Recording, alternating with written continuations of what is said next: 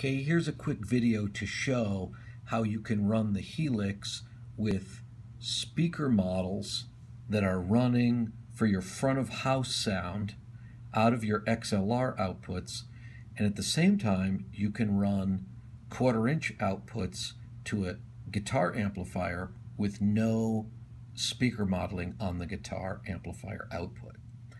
So here in this patch there is a signal path that comes out of this delay, and there's an EQ for the 1/4-inch outputs.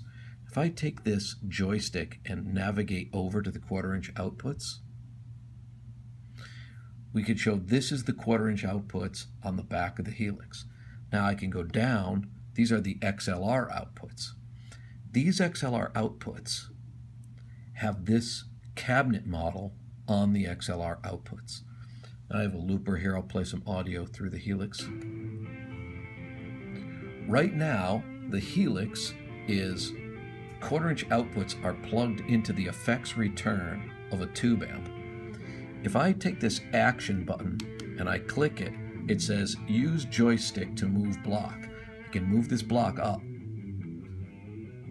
and I hit action to put the speaker there.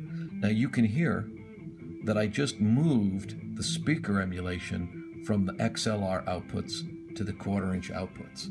I can move it back, press the action button, just move them down, press the action button. Let's see, we're going to move it back up again. There we go.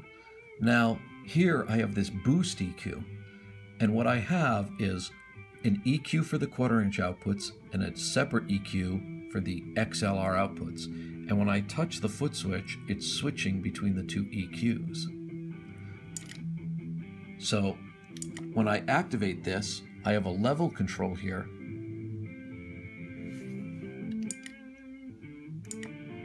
So these are the controls for the amount of EQ and level boost that I want on the signal that goes to my onstage guitar amp. I have here a separate level control and separate EQ for the signal that goes to the PA. Now in addition to that, we have here a options button, and you can go to the global settings for the Helix. There's several pages here indicated by these dots. I'm going to page over. And this is showing me that the line outputs, the 1/4-inch outputs are set to line output level. The XLR outputs are set to mic level. I could turn this knob and adjust that to line level if I wanted. The 1/4-inch outputs change from instrument level to line level. There's also adjustments for your send and return effects loops. Additionally, there's a volume knob here.